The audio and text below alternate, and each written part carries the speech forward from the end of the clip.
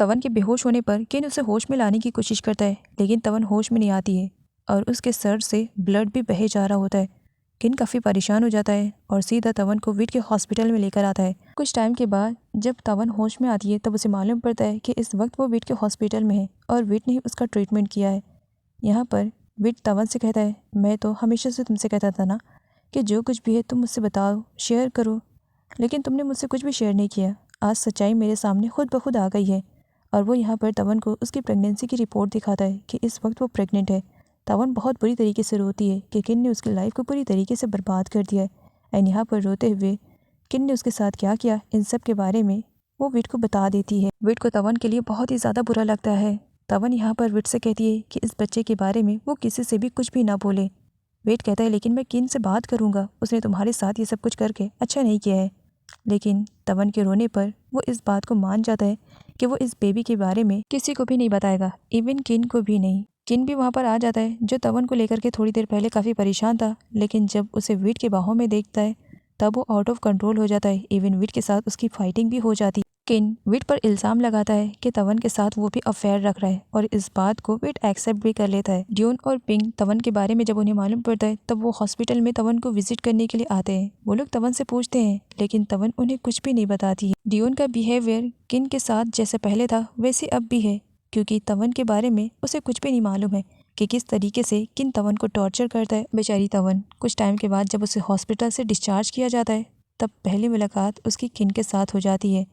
किन उसे चैलेंज करता है कि वो उसके भाई की लाइफ को बर्बाद नहीं करने देगा और ये भी कहता है कि वो तवन को अपनी ज़िंदगी से भी बाहर नहीं जाने देगा। तवन की सारी सच्चाई विट जानता है और तवन के कहने पर विट ने सीक्रेट रखा है। इसी वजह से तवन विट पर बहुत ही ज़्यादा भरोसा करने लगी थी। तवन यहाँ पर अपनी बहन ड्यून के भी बारे में बताती है, जिसे सुनकर विट को समझ में नहीं आ रहा था। वो भी काफ़ी टाइम से किन पर जासूसी कर रहा था और इस जासूसी में उसे इतना समझ में आया कि वो तवन को लाइक करता है। लेकिन तवन का कहना था वो मुझे लाइक नहीं करता है, सिर्फ मुझसे रिवेंज ले रहा है, वो भी गांको का। वो तवन को यहाँ पर समझाने की कोशिश कर रहा था कि किन उसे लाइक करने लगा है। शायद इसी वजह से जब भी करण या विट दोनों में से तवन के क्लोज जाता है तब उसे जेलेसी फील होती है और इसी वजह से तो कई बार उसने अपने भाइयों के साथ हाथापाई भी कर ली है। लेकिन तवन विट की बातों पर बिल्कुल भी भरोसा नहीं कर पा रही थी, क्योंकि वो किन के बिहेवियर को अच्छे से जान चुकी थी कि किन उसके सामने कुछ अलग शो करता है और बाकियों के सामने कुछ अलग। इधर करण भी धीरे धीरे ड्यून के प्यार में लट्टू होते जा रहा था। वो ड्यून को फ्लावर्स देने के लिए आता है, लेकिन ड्यून लेने से मना कर देती है, मुझे तुम्हारे फ्लावर्स नहीं चाहिए। करण कहता है, क्या मुझसे नफरत करती हो? जिस पर ड्यून कहती है, मैंने तो ऐसा नहीं कहा, मैं बस डरती हूँ। करण कहता है, मुझसे डर लग रहा है? क्या मेरी शक्ल घोस्ट जैसी है जो तुम मुझे देख करके डर रही हो? ऐसा कुछ भी नहीं है, ये तो फ्रेंडशिप के लिए है। और ड्यून को फ्लावर्स ज़बरदस्ती दे देता है। ड्यून जब फ्लावर्स को एक्सेप्ट कर लेती है तब उसे करण दिन में तारे दिखा देता है ज़बरदस्ती किस करके। अचानक से प्रिंटिंग मशीन से एक और सरप्राइज निकल जाता है। ड्यून करण से पूछती है कि ये सब क्या है। करण कहता है, ये सब कुछ ड्यून के लिए है। ड्यून खुश थी। घर वापस आने के बाद भी करण के फ्लावर्स उसके हाथ में थे और करण के साथ जो उसने अच्छे पल गुजारे थे उन्हीं सबको याद करके उसके फेस पे एक स्माइल सी आ जाती है। सर्वेंट खट्टे फ्रूट को तोड़ रही थी, तभी वहाँ पर किन भी आ जाता है और सर्वेंट की हेल्प करता है। खट्टे फ्रूट्स को देख करके उसे भी थोड़ा सा खाने का सुझाव देता है। उसके बाद जब वो उन फ्रूट्स को खाता है तब बस खाते ही रह जाता है। उसने कभी भी खट्टे फ्रूट्स को नहीं खाया था, लेकिन आज खट्टे फ्रूट को खाते हुए देख करके सर्वेंट भी हैरान थी कि बॉस खट्टे फ्रूट को खा रहे हैं। इसके बारे में वो किन की मॉम को बताती है और बातों ही बातों में कहती है, कहीं किन सर प्रेग्नेंट तो नहीं है जिसकी वजह से वो खट्टे खा रहे हैं। किन की मॉम सर्वेंट को शांत करवाती है। वैसे तो प्रेग्नेंट तवन है। खट्टे वाले फ्रूट को देख करके उसके मुंह में पानी आ रहा था। वो खाना चाह रही थी, लेकिन सभी लोग को पता ना चल जाए, इसी वजह से वो नहीं खाती है। खट्टे फ्रूट तो किन ने खा लिए थे, लेकिन वो उसे हजम नहीं कर पा रहा था। इसी वजह से उसकी वोमिटिंग स्टार्ट हो गई। वोमिटिंग कर करके किन की हालत ख़राब हो गई थी। तवन किन के पास आती है और उसे जब मालूम पड़ता है कि किन वोमिटिंग करने वाला है तब उसके लिए एक बकेट लेकर आती है और उसे आराम से बैठ करके वोमिटिंग करने के लिए कहती है। जब किन वोमिटिंग करने लगता है तब तवन उसकी पीठ को सहलाने लगती है, लेकिन किन गुस्से में मना कर देता है, जाओ यहाँ से। थोड़ी देर के बाद वो तवन से कहता है, इस तरह दूर मत खड़ी रहो, मेरी पीठ को सहलाओ, मुझे बहुत ज़्यादा दर्द हो रहा है। सच में मानना पड़ेगा, तवन दिल की बहुत अच्छी है। किन ने उसके साथ इतना सब कुछ गलत किया, आज तो वो किन के साथ अपना बदला निकाल सकती थी, लेकिन बजाय बदला निकालने के लिए वो तो किन को यहाँ पर सपोर्ट कर रही थी और उसकी केयरिंग कर रही थी। विट किन को मेडिसिन देता है और उसे बताता है कि जिन फ्रूट्स को वो हजम नहीं कर सकते उसे खाने की क्या ज़रूरत थी। खट्टे फ्रूट खाने की वजह से किन की हालत ख़राब हुई है। बातों ही बातों में विट किन से पूछता है कि क्या वो तवन को लाइक करता है, जिस पर किन का आंसर था बिल्कुल भी नहीं। गांकू की जगह वो किसी को भी नहीं दे सकता है।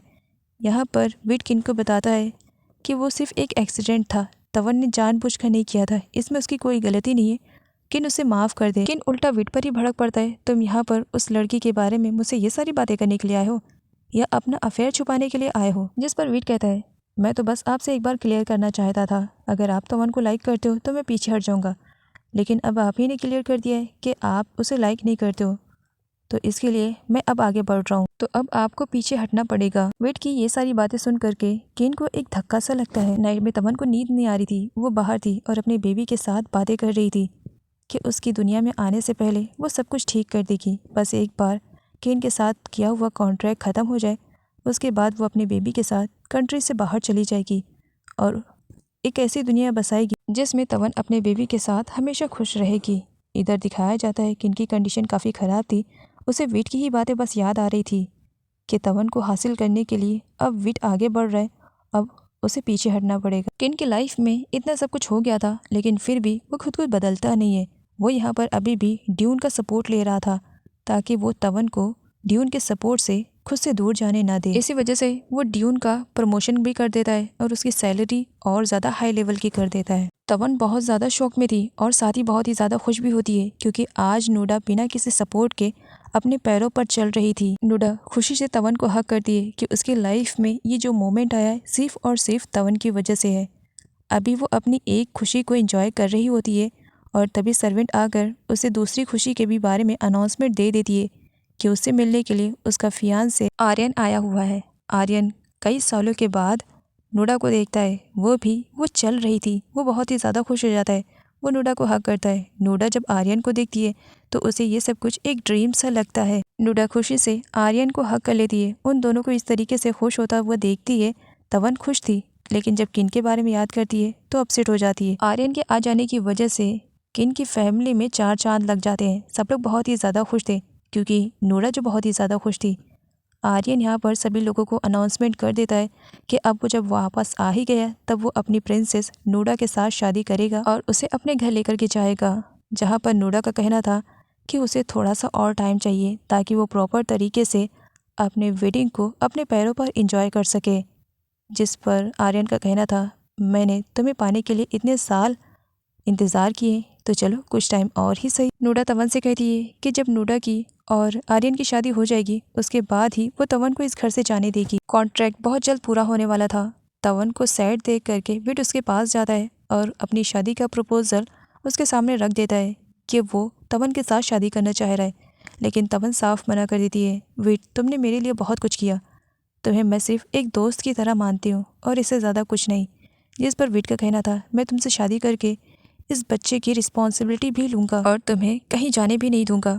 जिस पर तवन विट के फेस पे हाथ रख देती है। नहीं विट, दोबारा ऐसा कभी मत बोलना। इस बच्चे के बारे में तुमने सीक्रेट रखा है और मैं बस यही चाहती हूँ कि आगे भी सीक्रेट रहे। इस बच्चे के बारे में किसी को भी भनक नहीं मालूम पड़नी चाहिए। मैंने तुम पर ट्रस्ट किया है, अब प्लीज़ तुम मेरा ट्रस्ट मत तोड़ना। बड़ी मुश्किल से तुम पर ट्रस्ट करके अपनी सारी कंडीशन के बारे में मैंने तुम्हें बताया है, लेकिन मैं तुमसे शादी नहीं करना चाहती हूँ। किन को तुम्हें लेकर के बहुत ज़्यादा मिसअंडरस्टैंडिंग हुई है। अगर मैं तुमसे शादी कर लूँगी तब तुम अपने भाई की नज़र में धोखेबाज हो जाओगे, जो कि मैं नहीं चाहती हूँ। तवन की बातें विट को काफ़ी इमोशनल कर देती है। तवन, तुम इतनी सीधी सादी कैसे हो सकती हो? जिसने तुम्हारी लाइफ को इतनी बुरी तरीके से बर्बाद किया, आज भी तुम्हें उसी की पड़ी है। तवन वहाँ से चली जाती है और उसे टोन मारने के लिए किन मिल जाता है और हर बार की तरह इस बार भी किन तवन को अपने जले कटे वर्ड सुनाने लगता है। तवन को अब इन सारी चीज़ों की आदत पड़ चुकी थी, इसी वजह से अब उसे कोई भी फ़र्क नहीं पड़ रहा था। वो किन को इग्नोर करके आगे बढ़ रही थी, लेकिन किन उसे ज़बरदस्ती पकड़ लेता है। आजकल तुम्हारा नेचर कुछ ज़्यादा ही चेंज होते जा रहा है। इतना स्ट्रॉन्ग कहाँ से बन पा रही हो तुम? हाँ, याद रखना कॉन्ट्रैक्ट अभी ख़त्म नहीं हुआ है। आज भी मैं तुम्हारा बॉस हूँ और मेरे ही ऑर्डर्स चलेंगे। किन की बात काटते हुए तवन कहती है हाँ मुझे मालूम है तुम मेरे बॉस हो और मैं तुम्हारी एम्प्लॉय, सिर्फ कॉन्ट्रैक्ट ख़त्म होने तक। ड्यून और पिंक बैठे बैठे बोर हो रहे थे, इसी वजह से वो एक बुक निकालते हैं जिसमें लड़कों के डेट ऑफ बर्थ से उनकी क्वालिटी के बारे में जानने की ट्रिक थी और इसी ट्रिक को वो दोनों यूज़ कर रहे थे। सर्वेंट को खट्टे फ्रूट को ज़्यादा ही पसंद आ गए थे, इसी वजह से हर वक्त बस वो उन्हीं खट्टे फ्रूट को खाती रहती थी। नोडा सर्वेंट की टांग खिंचाई करते हुए उससे कहती है, तुम तो इस तरीके से खा रही हो मानो तुम्हें प्रेग्नेंट होने की जल्दी है। जिस पे सर्वेंट हंसते हुए कहती है, हाँ प्रेग्नेंट तो होना है, लेकिन सोच रही हूँ बच्चे का बाप कौन बनेगा। और ये कहकर हंसने लगती है कि मैं तो मजाक कर रही थी, ऐसा कुछ भी नहीं, बस ये फ्रूट मुझे ज़्यादा पसंद आए हैं, इसी वजह से खा रही हूँ। वो तवन को भी ऑफ़र करती है। तवन के भी मुंह में पानी आ रहा था, वो खाना तो चाह रही थी, लेकिन तब तक नोडा सर्वेंट से कह देती है कि इन खट्टे फ्रूट को वो उसके सामने से हटाए क्योंकि उसके टीथ श्योर हो रहे हैं, वो सुबह ब्रश नहीं कर पाएगी। जिसकी वजह से सर्वेंट वहाँ से जाने लगती है। तभी किन भी आ जाता है और वो सर्वेंट से टाई बांधने के लिए कहता है। सर्वेंट कहती है कि उसके हाथ फंसे हुए, वो खट्टे फ्रूट खा रही है और वो नहीं बांध पाएगी। जिस पर नूडा तवन से कहती है कि वो जा कर के किन की टाई को बांध दे, जिस पर किन साफ मना कर देता है, मुझे इससे नहीं बंधवाना है।